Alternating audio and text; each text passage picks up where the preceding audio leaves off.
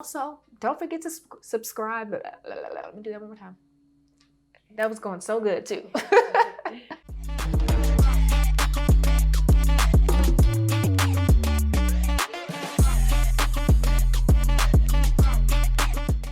Welcome to another week of the Housewives News Network. I'm your host, Taylor J. And this week we are discussing episode 4 of the Real Housewives of Atlanta, season 15. And this episode is called The Buck Stops in Birmingham. Now, before we get into the episode, one thing that I did not think to share with you guys last week is really just the premise of this channel. So when you watch these recaps, I won't be going scene by scene of every episode. It's more so of going over the top storylines of the week. I'm just giving you the facts, no commentary. So just something to keep in mind when you watch this particular recap. And I'm excited to chat with you guys again this week and let you know what happened, because it was a very eventful episode. So let's get into it. So this week is very Kenya and Marlo centered, especially with Kenya. She invites the ladies to join her in Birmingham, Alabama, where she is going to be attending the Magic City Classic. She's going to be performing at halftime with the band, and she's going to be doing her Kenya Moore hair care. If you remember from season 12, she crashed Marlo's wig event with a marching band, chanting Kenya Moore hair care with drummers. And so she wants to take it on a higher scale by performing at the halftime of the Magic City Classic. And if you're not familiar, the Magic City Classic takes place every year in Birmingham, Alabama, and it's a football game against Alabama A&M and then Alabama State, which are the two biggest HBCUs, or historically Black colleges and universities in Alabama. So this is a big opportunity for her. And so the girls don't know that she's going to be taking part in the halftime show. That's going to be a surprise. They just know that she and baby Brooklyn are going to be in the parade. So she invites them all to join with her.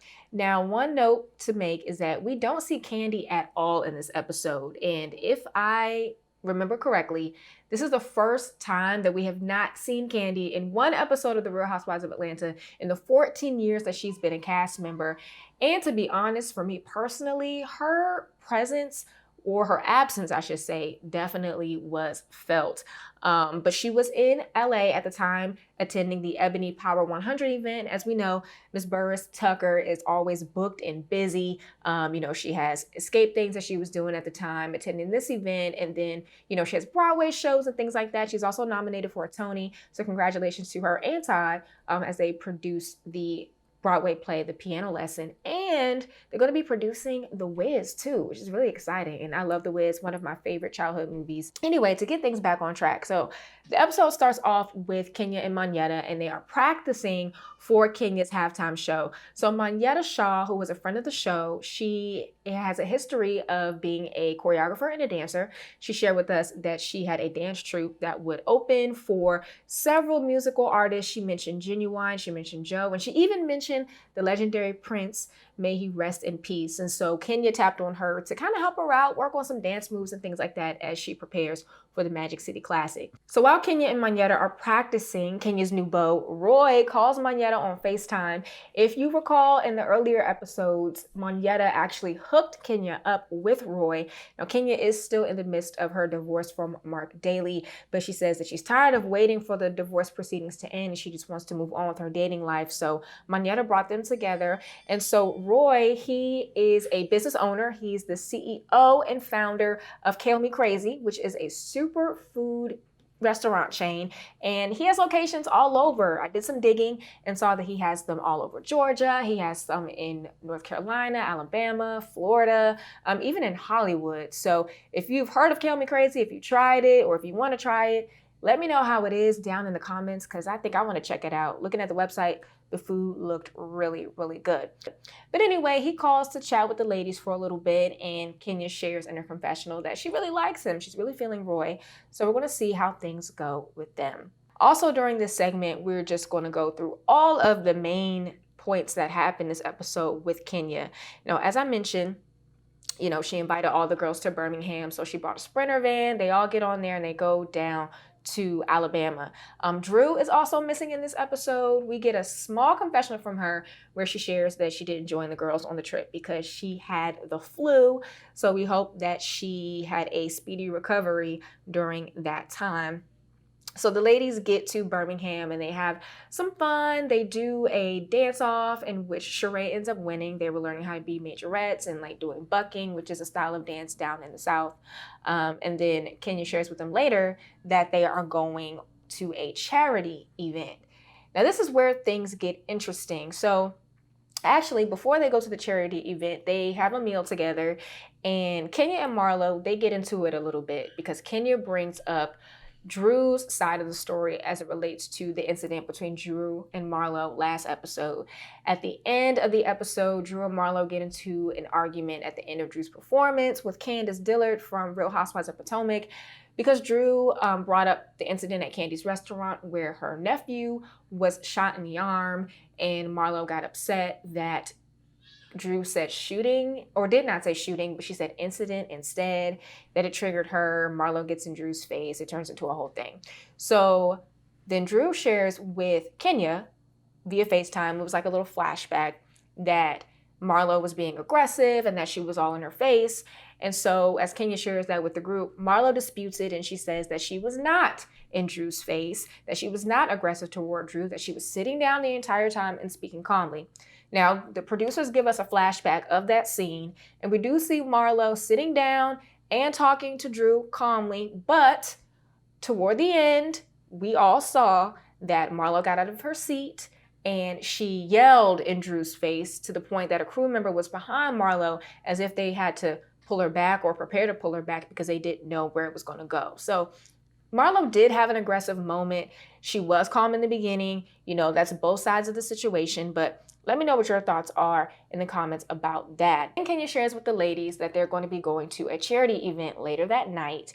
And so Marlo asks Kenya, do they know that she's going to be bringing all these plus ones? Because it's Kenya, it's Sheree, Courtney, Sanya, Marlo, and I think that was everybody that was, oh, and Monyetta. So those are a lot of people coming with Kenya. And so Kenya responds by saying, you know, I know for sure that they'll accommodate me or something along those lines. So we get to the event and some of the ladies actually got left behind. Marlo, Sanya, and Monyetta, they weren't ready in time for Kenya. And so she ended up leaving them on the Sprinter van and they caught up later. Monyetta actually got there when everyone else arrived, and Sanya and Marlo, they arrived a little late. So they get to the event and they decide that they want to make their presence known because they were left behind. And so Marlo goes to the bar and she asks for a bottle of champagne with sparklers to, like, you know, flash it through and show, hey, we're here now. And so they do that. They bring it to the table, and you know, the ladies have their moments. They're conversing and things of that nature. They end up outside, and then the producers share that the event, the organizers, we don't know for sure, I guess, who they were, but they asked the ladies to leave. They wanted them to go because they felt like they were taking the attention away from the charity event, with the cameras being there and with the sparklers on the bottles and things like that.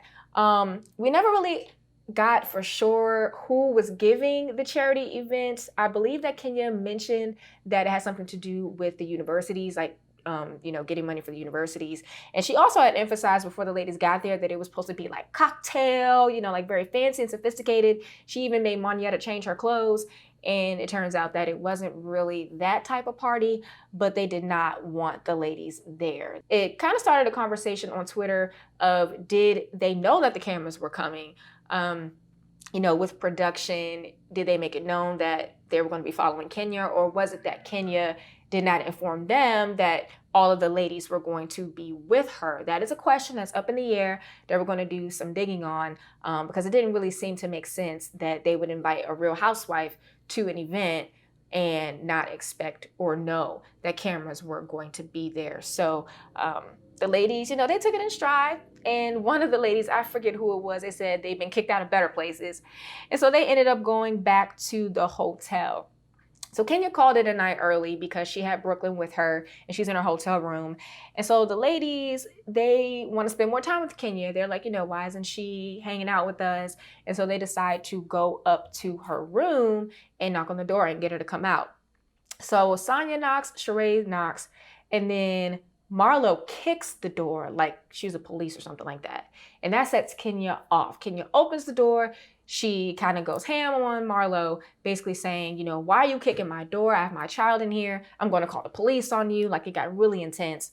And that is where the episode ends there. But we still have more to talk about. But it looks like, based on the preview of next week, that Kenya's going to get sick. She's going to be taken out on a stretcher into an ambulance. And so she's saying that she's not feeling well. And even on the way to Alabama, she was coughing. Marlo was hacking. It seemed like a lot of people were sick. So we'll have to see if she's actually going to be able to perform. You know, she seemed really excited about it. What did you think about Kenya's behavior too on this trip? There was a lot of chat on Twitter just about how she was being controlling and how the accommodations weren't that great, that she could have done a better job at being a host for the ladies. When they did the little dance contest, Sheree won and was told that she was going to be given a suite, but then she gets to her room and she's like, this is not a suite. Marlo, you know, was kind of coming down on the fact that the only thing they had in the room was like a little mini bottle of champagne. So they were very underwhelmed by the accommodations.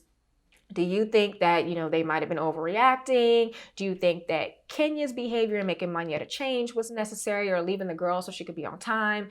It didn't seem fully organized, but again, let me know your thoughts down in the comments. So the second main story of this episode is just Marlo and her continued antics. It seems like a lot of people are not a fan of Marlo being a full-time peach holder. Especially on Twitter, we've been seeing a lot of comments from viewers, even from some of the cast members themselves and Monyetta, just kind of throwing a flag at Marlo. They feel like she's not a good housewife, that she's manufacturing stories and, you know, just causing trouble.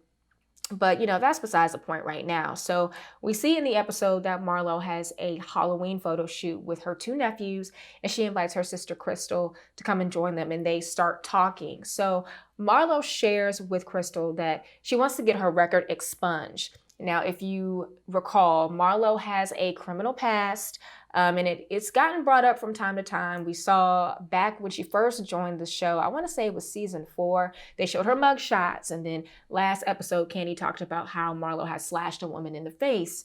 So Marlo is at a point now where she is kind of tired of people bringing up her past and things that have happened with her criminal history. And she wants to get her record expunged because she wants to own a gun.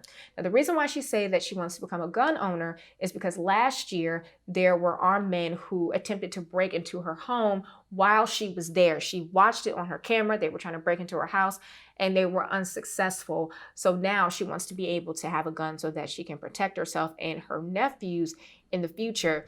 And actually during that time, there was a string of attempted robberies at notable people's homes down in Atlanta. And thankfully, you know, Marlo was not hurt, that they didn't make it inside, you know, so she's trying to take those extra steps to make sure that she and her family are protected. So she shares that Courtney, who is a friend of the show, a friend of Sheree, is helping her to do so. So Courtney says that she is a crisis manager, and she gets her hooked up with this lawyer who's going to help get those charges out of the way for Marlo so that she can bear arms. Now, she does say that Courtney is a good friend and that people like Kandi, who say that they're worldwide and who say that they help everyone, has never offered to help Marlo to get her record cleared. So do you believe that that's something that would be Kandi's responsibility, or something that Kandi should have in mind for Marlo? Leave that down in the comments. So somehow the conversation ends up again on the situation at Blaze with Kandi's nephew and then Marlo's nephew, who used to work at OLG, being shot and killed by his roommate a few years beforehand. So she says that the shooting triggers her because the person who shot her nephew was his co-worker and someone that he met at OLG. They lived together, and you know what happened. And then goes back to Kandi's response to her nephew being shot and killed. Marlo had reached out to Kandi during the time and let her know what happened. And so Kandi, in the screenshots that they show on the episode, and you have to pay close attention, you do see some responses from Kandi where it looks like she is expressing shock. Now, the way that we saw it when this situation was first introduced was that Marlo told Kandi what happened, and then Kandi just said, "Oh, I'm sorry to hear that." You know, like there was no emotion behind it. So I think that part definitely got missed in it. But if you go back and look, you can definitely see Kandi's responses there. So Marlo, she feels like Kandi should have acknowledged it when it happened and offered to help, like send a card, send flowers, things of that nature. She feels like Kandi didn't do enough, especially since he worked at her restaurant at one point. But do you think that that's something that was necessary for Kandi to do, especially since he was not her employee at the time?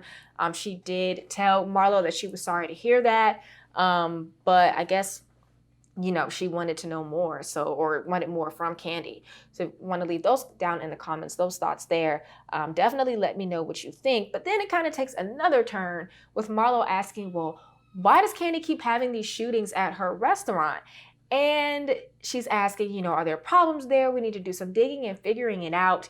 And then Courtney responds by saying that maybe it's the culture that Kandi creates, which is building on what Courtney said previously, calling Kandi ghetto, saying that she brings out the ghetto to her events. And so it's kind of creating this narrative that Kandi has these dangerous spots for people to come to her restaurants and things of that nature. But when you think of these situations, especially as it relates to Marlo's nephew, they're not necessarily connected, nor do they have anything to do with Kandi. Even the situation at Blaze, one of her employees bringing a gun to work. We don't know all the ins and outs of that, and maybe Kandi will address it more as the season goes on, because at this time she can't talk much about it because it's still an active investigation, it's still an active legal matter. But I feel like it's kind of apples and oranges with this. But Marlo claims that when her nephew was killed, that her family kept asking, why isn't Kandi reaching out? Why aren't we hearing from Kandi? So down in the comments, let me know. Is this a reach? Is Marlo overreacting? Or do you think that Kandi should have been more supportive at the time that Marlo's nephew was killed, or even being sympathetic at this time? And so our last story of the episode that really stood out was a situation between Sanya Richards-Ross and her family. So Sanya and her family had recently moved to Atlanta. I believe they moved a year prior to this season. And she brought her mom, her dad, her sister, her brother-in-law, and their child to come and live with her husband, and her son in Atlanta. And so her sister's her hairstylist, her brother-in-law is her assistant.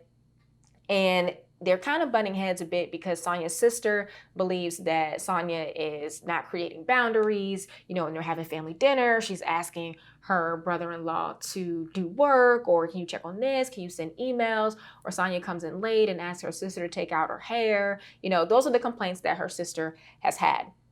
And also in the last episode, Ross shares with Sanya that he's ready for them to be the Rosses again. That is just her, him, and Deuce living in the house, and not her family members. So Sanya expresses this to her family, and her sister is not happy about it. Her sister says in a confessional alongside their mother that Sanya is very self-centered, and her mom agrees with her.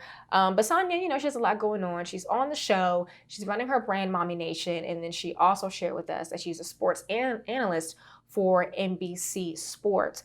So she has a lot on her plate, and I guess with that, there's a lot on the plate for her brother-in-law as well. So again, Sanya shares that Ross wants a household just for his family, and that it's time for them to leave.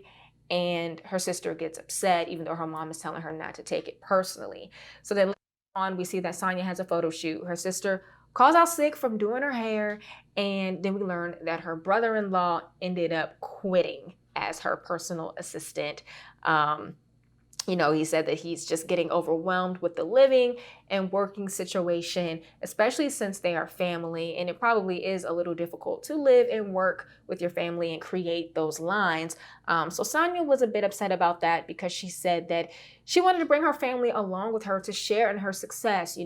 She's eating, she wants them to eat as well, but it's just not working out. So do you think that Sanya should outsource? Do you think that she's making the right choice in asking her family to leave? And do you think that her family, or her sister in particular, that she's overreacting, that she's not being understanding? There's a lot of mixed reviews on that throughout the Twitter streets and what people are saying, even on other YouTubers that I watch, like Kempire. People are kind of, on either side. So What are your thoughts? Leave them down in the comments. Don't forget to like this video as well. And most importantly, subscribe. So as we go through the season, you can get these notifications and see when new videos are live, and we can continue the conversation on as we go through this season. I think so far it's interesting. It's keeping me engaged.